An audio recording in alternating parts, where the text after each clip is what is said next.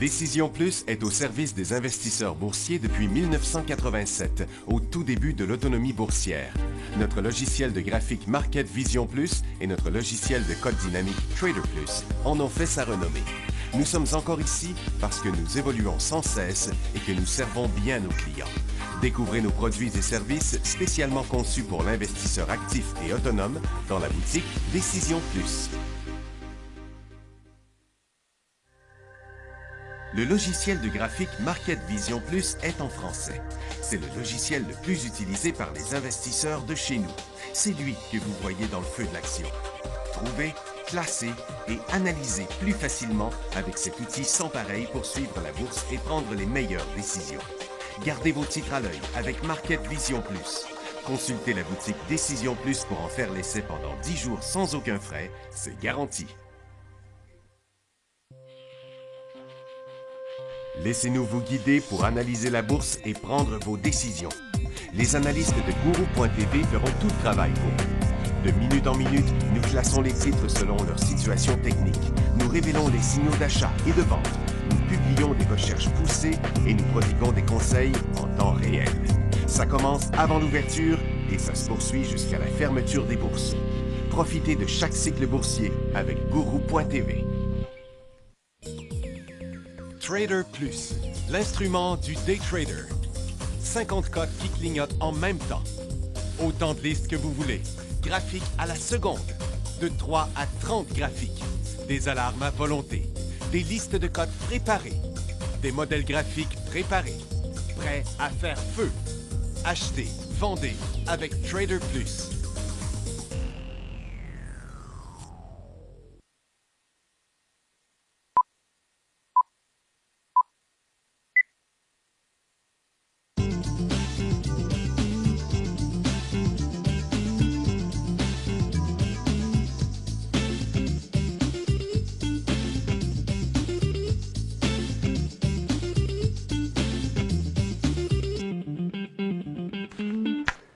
Bonjour tout le monde, bienvenue dans le feu de l'action. Vendredi le 12 mai 2017. Eh bien, je crois que, en fait, la situation se précise, là, parce que ça commence à être plus clair, là, comment ça va se passer, parce que les choses qui se sont passées, ça c'est Nasdaq, on va montrer le meilleur. Ce qui s'est passé quand même dans les derniers jours, il y a eu quand même pas mal de tentatives de toutes sortes d'affaires, puis il y en a qui ont marché, puis il y en a qui n'ont pas marché, puis là, on commence à voir plus la situation. On est quand même sur le bord de l'inversement, parce qu'on était dans des cycles baissiers dans bien des secteurs comme les ressources au Canada, mais on arrive là plus sur le bord où la situation pourrait s'inverser. Je vais vous démontrer ça tantôt. 3-4 résultats financiers, mais on va regarder le dollar américain qui est reparti par en bas. Puis ça, en théorie, ça serait supposé favoriser les ressources. Puis là, bien, au contraire, les ressources nous montrent qu'ils arrêtent. C'est que, tu sais, il y a encore quand même un peu d'incohérence, là, parce que le dollar américain, il n'a jamais traversé sa tendance. À partir d'ici, c'était par là qu'il devait partir.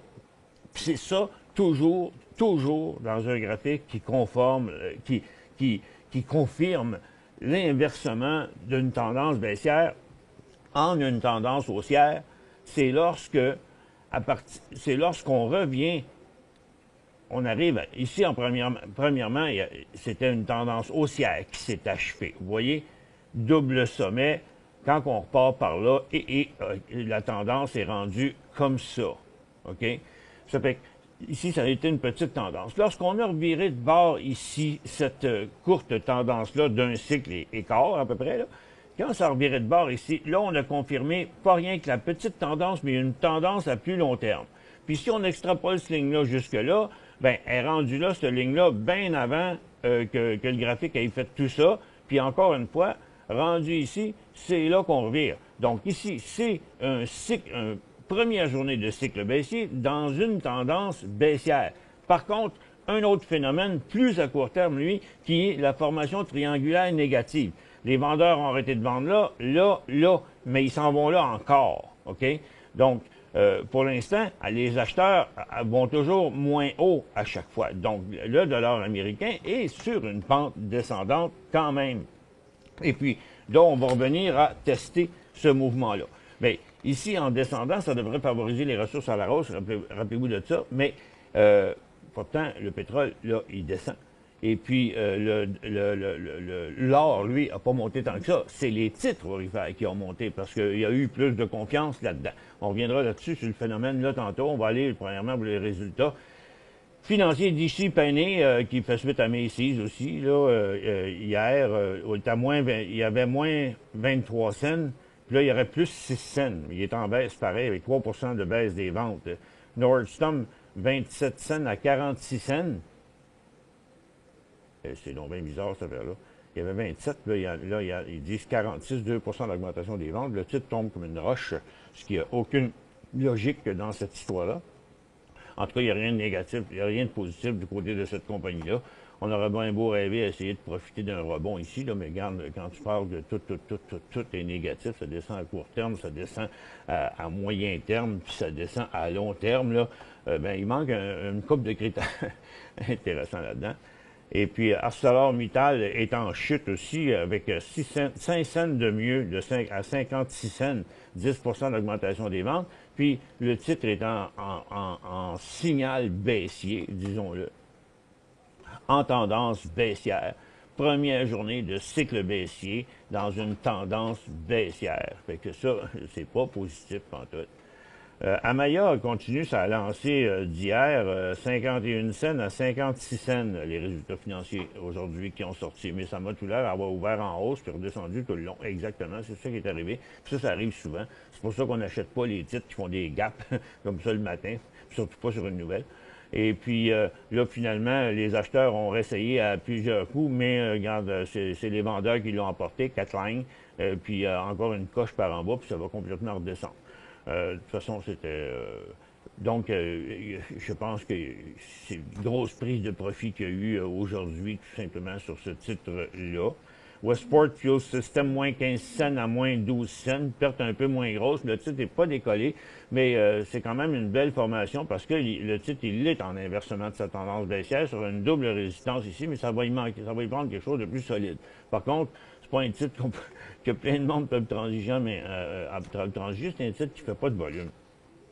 Prochaine, sur une nouvelle, AstraZeneca, qui est en feu, est en discussion avec les régulateurs pour soumettre son médicament contre le cancer après avoir annoncé des résultats d'essais positifs pour les patients atteints de cancer du poumon au stade 3. C'est le fun, les belles avancées qu'ils font dans les médicaments pour le cancer. Sprint a entamé des pourparlers préliminaires de fusion avec T-Mobile. Ça n'a pas l'air à exciter les investisseurs forts, cette affaire-là. Puis T-Mobile non plus. Tidewater a signé un accord de soutien de restructuration. Oh, puis il est là, Tidewater. Oh, ils ont vraiment besoin des contrats. De restructuration avec certains de ses prêteurs s'attendent de déposer au chapitre 11 d'ici mercredi prochain. Bon, ils essayent de dealer avec les créditeurs, mais ils vont se mettre sur la loi de la protection contre la faillite. Titre qui est à 1 piastre, tenez-vous loin de ça, pour l'instant. Amaya il a annoncé qu'il demandait aux actionnaires d'approuver un changement de nom d'entreprise pour Star Group et le siège social d'Amaya déménagera de Pointe-Claire à Toronto. Et Fortis va acheter une participation de 2 tiers dans le barrage de Waneta en Colombie-Britannique, ainsi que tout actif de transmission connexe appartenant à Tech Resources. C'est ce qu'il y avait dans les nouvelles. On s'en va dans une petite pause dans quelques secondes, puis on commence par nos ressources. Parce que sur nos marchés, il n'y a pas grand-chose à dire. Nasdaq fait 0, le Dow Jones est à 0, puis le TSX est à 0.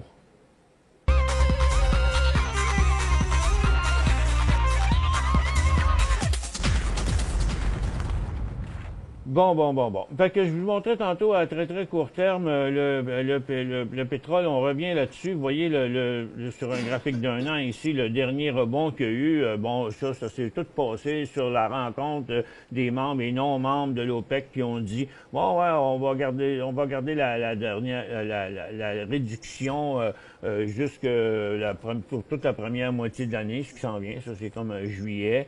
Et puis pour compenser la surproduction du côté Canada, États-Unis, puis je ne sais plus trop où, Libye, je ne sais pas où, je ne sais plus quel pays. Et puis, donc là, fin de ce cycle haussier-là, situation neutre. Si ça repart par en bas, c'est un sommet qui est négatif. Peut-être que l'angle est moins prononcé, mais ça restera négatif pareil à la seconde où ça s'en va par ici. Par contre, un premier mouvement sur un volume fort et deux volumes faibles, là, ça donne une pente de même. Là, fait que ça annonce pas quelque chose de super hot pour l'instant parce que ça a pas, il n'y a pas eu grand. Moi, quand j'interprète ça comme ça, les volumes, je me dis souvent dans un autre langage, il n'y avait pas beaucoup de croyants dans cette histoire-là. Par contre, ben, l'avenir est que si ça part par là, ben là, c'est un deuxième cycle dans une même tendance qui, quand même, juste pour rejoindre l'autre, il y a quand même encore une pièce. Il y a un 10 OK? Mais on n'est pas dans la tendance à long terme. Ce qui donne des chances à ça que ça y aille, c'est que, justement, ça fait toute l'année la Xème fois qu'on se ramasse là, puis ça a toujours monté avant. Ce n'est pas une théorie vraiment fantastique, mais comme c'est arrivé souvent, si la tendance se maintient comme on dit. Donc, ce qu'on attend, c'est le décollage là, puis dans le cas d'un décrochage là, on fait rien parce qu'avec ce gros support-là, c'est pas sûr qu'il va passer à travers, à part que si on est rentré dans ce mouvement-là, puis ça part par en bas, comme je vous montrais ça dans un graphique en 15 minutes, là, à ce moment-là, il y aurait un point de sortie pour à peu près tout ce qu'on a acheté dans ce mouvement-là, OK? Donc, ça a été le mouvement sur le pétrole, même si les titres ont mieux performé, si le pétrole s'en va par là, les titres vont redescendre. Le gaz, lui, continue encore. Il n'a pas encore montré son dernier pic parce qu'il est en train d'en faire un nouveau plus haut, mais ça pourrait être juste là que ça va s'arrêter, ce cycle-là. Puis comme je vous disais, les pétrolières qui ont quand même produit tout ça, sont bloqués là aussi à leur grand sommet. Et que, comme je vous disais, si le pétrole descend en bas de sa situation où il est présentement, les pétrolières aussi, ils vont revenir direct là en bas. Donc, fin du cycle pour les titres pétroliers. Lorsque c'est USO qui va gérer l'affaire, c'est USO repart par là, on sort de nos positions. Puis si USO part par là, on va probablement embarquer des positions dans le pétrole parce que ça voudrait dire que les pétrolières sont décollées par là.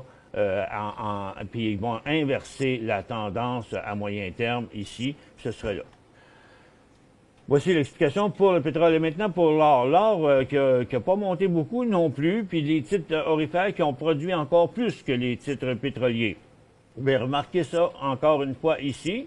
Donc, pendant que les titres orifères qui ont monté aujourd'hui, parce que vous avez vu le dollar américain descend, donc ça favorise quand même les orifères, sont juste revenus à la petite résistance d'avant. Ça n'a pas été bien loin. OK? Donc, à partir d'ici, c'est important la direction que ça va prendre, parce que ça, pour les derniers jours qu'on voit tout ça ici, là, c'est ce qu'on voit ici, là.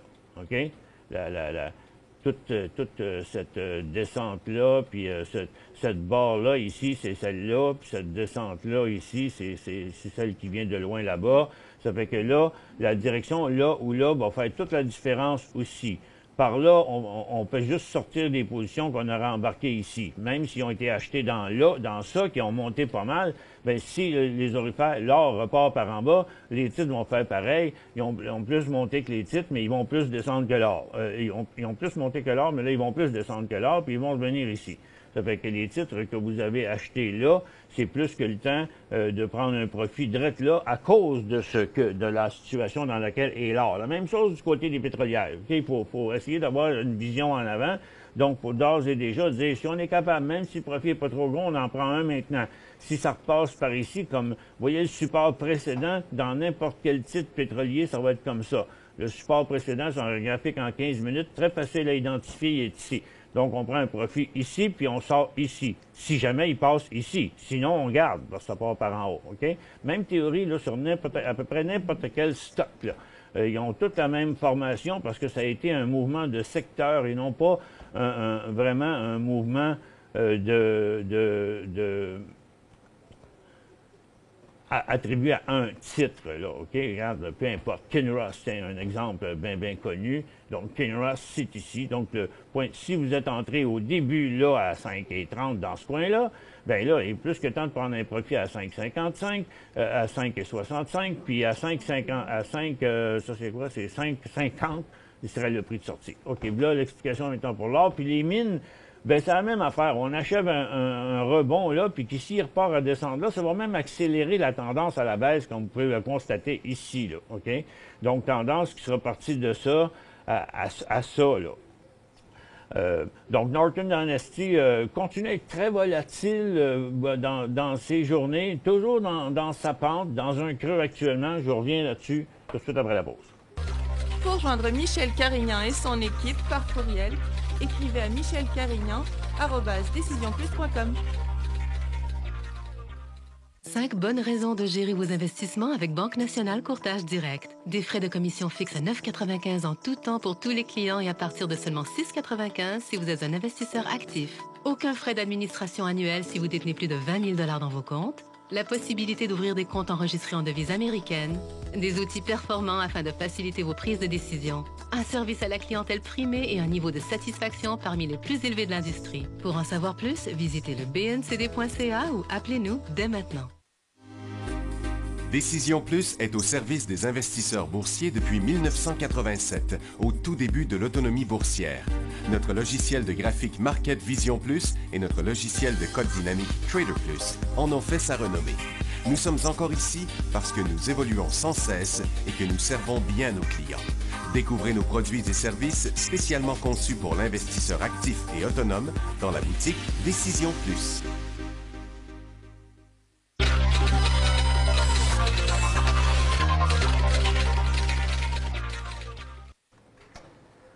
Bon retour, mesdames et messieurs. Bon, je reviens sur le cas de Norton Dynasty ici, qui est un peu différent, parce que lui, vous voyez, le cas de Norton Dynasty, c'est un cas particulier dans un mouvement de secteur. Je vais montrer que la majorité des titres aurifères se conduisent à peu près tous de la même manière, montent juste un peu plus ou un peu moins. Tandis qu'ici, son comportement, à lui, il n'est pas dans la même situation que les autres. Vous voyez, les autres sont tous en bas en train de se faire des petits rebonds. Norton Dynasty, dans une nouvelle tendance haussière. Et puis, il est quand même assez volatile. Puis, comme vous voyez, là, quand il commence à avoir, pas ce que je dirais de la bisbille, mais de l'incertitude, ben c'est ce que le graphique nous montre, de l'incertitude. Vous prenez un pot de peinture, vous le brassez un peu, là, ben regardez qu'est-ce qui arrive. Il y a des coulisses, OK? Il commence à avoir des coulisses. That's it. Ça fait que, bon, on a renversé un peu à côté du pot, puis oups, OK, on a recommencé. Mais voyez, là, il y a eu un faux signal technique ici, qui a été un emballement, puis si vous avez été à l'écoute, rien qu'à voir le graphique qu'il y a là, ben en tout cas, si j'aurais été là, puis j'aurais vu ça un matin, je suis sûr que vous êtes convaincus que je vous aurais dit « Ah, ouais, j'ai ça, moi, un gros volume sur le trade d'ouverture. » Tu sais, bon, je ne reviendrai pas là-dessus, mais ça arrive tellement souvent. Puis là, la cote, dans le moment, là, est à la baisse. Regardez, on va le mettre maintenant avec un graphique un peu plus court. Vous voyez que ça a ouvert comme ça, là. Hein? C'est un gros volume de même. OK, bien, ça finit où, ça, cette volatilité-là? Il aurait fallu que ça passe ça de même. Puis après ça, et on passait par là, quand on est à cette hauteur-là, ça a été bon. Mais en fait, c'était un attrape-nigo. Puis là, bien, regardez, il y a encore eu des vendeurs au bout de quelques minutes, mais là, on commence à s'approcher d'une zone qui est pas mal moins le fun. Fait que, c'est tout ça pour vous dire que ceux qui essayent de le trader là, dans le moment, là, ben écoutez, il est rendu dans la période hasardeuse, qu'on pourrait dire. Hein? Et, alors, regardez le graphique, là, puis comprenez ça, là, que c'est hasardeux, là, OK? Il y a plein de fling-flying, parce que ça a été un faux signal, puis ça a été un faux signal, puis ça aussi, puis ça aussi, puis ça aussi, là, so far, OK? Avec un graphique rempli de plein de faux signaux en 3 jours, il faut savoir aussi reconnaître ça. C'est du temps passant. Si vous voulez aller plus profondément dans toutes ces explications-là pour essayer de bien comprendre, moi j'appelle ça le comportement des investisseurs envers les actions, OK? Parce que les actions, c'est c'est le portrait c'est-à-dire le graphique, c'est le portrait de la compagnie. C'est le portrait de ce que les investisseurs pensent de la compagnie. C'est le portrait des investisseurs qui réagissent aux nouvelles, aux résultats, aux modes, et au secteur. Puis on rajoute à ça les robots trading, puis toutes sortes de choses. Puis ça donne ça. Ça fait que, donc là, c'est plus tellement hot le temps, OK? Mais ceux qui n'ont pas vendu, en tout cas, même s'ils en fait souvent des faux signaux, passez pas par-dessus l'occasion d'en vendre en bas de 2,75 $. Si vous n'avez pas pris de profit, je vous suggère de le faire. Pour ce qui est du reste du secteur minier, fin du secteur haussier, du cycle haussier aussi, qui n'aura pas été très loin, OK? Puis remarquez que c'est à cette hauteur-là. Ça fait que si ce sommet-là n'est pas un nouveau sommet, puis on revient encore sur la base ici dans les prochains jours, eh bien, ça va être vraiment très négatif. La même chose pour First Quantum, qui donnera encore un autre sommet négatif s'il s'en allait par là. Par contre, si après une pause ici, le First Quantum faisait, attendez un peu, là, si après une pause, à cet endroit-là, de même, même ma ligne est croche, là, OK? Bien là, ça devient le contraire. Parce qu'à partir d'ici, on inverse la tendance baissière. Ça fait que c'est tout un ou tout l'autre, OK? Donc, par là, on oublie ça. Si on est rentré ici, on se dépêche de sortir. Puis, par là, bien, si on n'est pas rentré, bien, ce sera là la place pour rentrer. OK? On est sur le bord entre les deux, comme à très court terme, et qui pourrait avoir un impact sur le moyen terme dans les pétrolières et dans les aurifères. Donc, à surveiller ce mouvement-là, OK? Je peux pas vous dire quel bord que ça va aller, mais je peux vous dire ce qui va se passer quand ça va aller sur ce bord-là. Consommation discrétionnaire en arrêt aussi, là, regardez, fin du cycle en haut de la tendance. C'était peut-être le bout de l'élastique, pour faire attention. Lui, c'est un cas particulier, mais ça va être trop long. Je voulais juste faire un tour dans la consommation, la consommation discrétionnaire pour montrer qu'il y avait quand même pas mal de titres qui ont débuté des corrections. Les télécoms, ça fait un bout que c'est arrêté aussi. Les services financiers, bien, regardez, là, ça, c'est un support super important, là. Puis même si ça tombe pas bien fort comme une roche, là, bien, on est sur le côté de l'autre bord de la montagne. On est de l'autre côté de la montagne. On dira ce qu'on voudra. Donc, il va y avoir quand même... la plupart des titres pointent de manière négative. Regardez, c'est un point où les vendeurs avaient refusé de vendre ça en décembre, janvier, février, mars, avril. Puis c'est en mai que même si les volumes ne sont pas super forts, ça reste qu'hier, il y avait un signal de vente sur la Banque de Montréal, ici. Puis vous voyez, la plupart des titres du secteur s'en vont comme ça. Donc, c'est un mouvement de secteur à la baisse. Donc, c'est pas vraiment positif. En tout cas, première chose, éviter ça totalement, ne pas en acheter. Deuxièmement, réduire les positions. C'est ce qui serait sage dans chacun des cas. Regardez, si le real estate venait qu'à flancher ici, si les services aux collectivités venaient qu'à flancher ici, la santé, elle aussi, elle a fait un revirement. OK, on l'a vu ici à cause de Valent et Concordia. Puis il a fait son premier cycle ici. On n'est pas sûr s'il y a eu un arrêt ou pas. Et c'est probablement la fin du cycle juste là, puis lui aussi.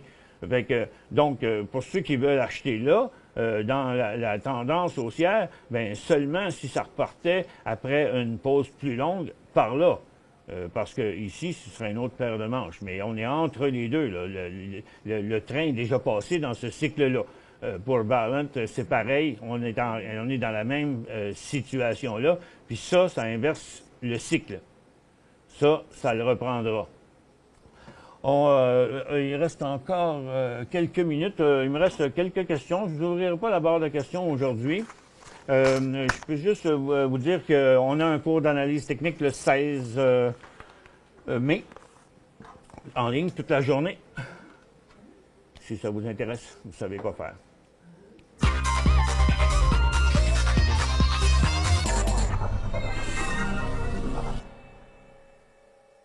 Cinq bonnes raisons de gérer vos investissements avec Banque Nationale Courtage Direct. Des frais de commission fixes à 9,95 en tout temps pour tous les clients et à partir de seulement 6,95 si vous êtes un investisseur actif. Aucun frais d'administration annuel si vous détenez plus de 20 000 $ dans vos comptes. la possibilité d'ouvrir des comptes enregistrés en devise américaine, des outils performants afin de faciliter vos prises de décision, un service à la clientèle primé et un niveau de satisfaction parmi les plus élevés de l'industrie. Pour en savoir plus, visitez le bncd.ca ou appelez-nous dès maintenant. Laissez-nous vous guider pour analyser la bourse et prendre vos décisions. Les analystes de Guru.tv feront tout le travail pour vous. De minute en minute, nous classons les titres selon leur situation technique. Nous révélons les signaux d'achat et de vente. Nous publions des recherches poussées et nous prodiguons des conseils en temps réel. Ça commence avant l'ouverture et ça se poursuit jusqu'à la fermeture des bourses. Profitez de chaque cycle boursier avec Guru.tv.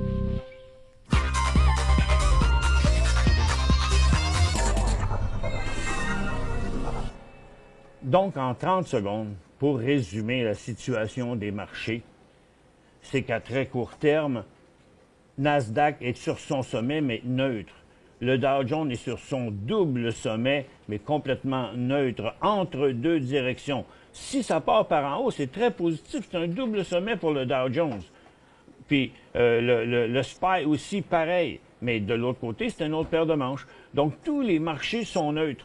Tous les secteurs de ressources sont sur la fin ou sur la fin d'un rebond ou juste avant un nouveau cycle haussier qui inverserait la tendance à moyen terme. On est dans cette situation-là. Puis dans tous les autres secteurs, il n'y a plus de cycle haussier. C'est complètement stoppé. Il y a même un secteur ou deux qui pointent par en bas comme les services financiers. Les industriels sont complètement flats. Les real estate sont sur le bord de l'inversement de tendance ou dans un creux de sa tendance à moyen terme. Mais c'est là qu'on est dans un point décisionnel, là. Complètement flat les services aux collectivités. La santé, ben c'est un des seuls secteurs qui avait vraiment produit, mais on est rendu aussi peut-être sur la fin. Ça fait que, vous voyez, c'est vraiment purement technique. La consommation de base aussi est peut-être sur la fin de sa tendance et la techno. Dépendamment, ça pourrait tout repartir par en haut ou tout partir par en bas, mais on est à la croisée des chemins. Première question ici de Tom sur Cascade, achat. Non, parce que regardez, il y a une triple résistance ici, puis là, il est en train de mettre de la pression sur son support. Les volumes sont pas forts sur les mouvements aujourd'hui, mais il y a quand même beaucoup d'affaires qui sont sur leur support. Il y aura qu'un nouveau point d'achat sur Cascade. N'oubliez pas, c'est son haut à vie, pour l'instant, des dernières années. Et puis, dans une tendance extrêmement à pic, OK, qui ne dure jamais très longtemps, là. Ces tendances-là. Puis là, dans le moment, il y aurait un risque de redescente jusqu'à 13 $. Donc, vous avez un point de vente ici à 14,75, puis il n'y aurait pas de signal d'achat sur ça avant que ça pogne 16,75. BTE. BTE. Bon, BTE, comme tout le secteur pétrolier où je disais fin du rebond, fin du cycle haussier dans une tendance baissière. Dans son cas, à lui, c'est cycle haussier dans une tendance neutre. Le titre vire de bord dans le moment à une triple résistance. Fort probablement va revenir en bas. Mais comme tous les autres titres du secteur et l'indice du secteur, par contre, de ce côté-là, ce serait un nouveau cycle haussier dans une tendance haussière. Ce serait à 5 $ le point d'entrée. Et USO, bon, puis USO, ben, vous comprenez que ça va être exactement la même chose. C'est le secteur d'énergie. Il doit partir en haut de 10,8, 10,10 minimum, parce que sinon, il va revenir à 9,39 $. CXR 2,15, profit 50%. CXR 2,15, profit 50% à 2,76. J'ai assez de graphiques intra-séance pour voir tout ce mouvement-là en 15 minutes. Donc, 2,15. Donc, vous êtes entré ici. Profit 50%, 2,76, c'est ici, juste avant la hausse. Et puis, vous voyez, les signaux d'achat, là. Puis là, s'il aurait décollé, il l'a pas fait, OK? Mais il n'a pas non plus, il s'est pas annoncé avec un petit signal de vente avant, paf, il est ouvert en bas.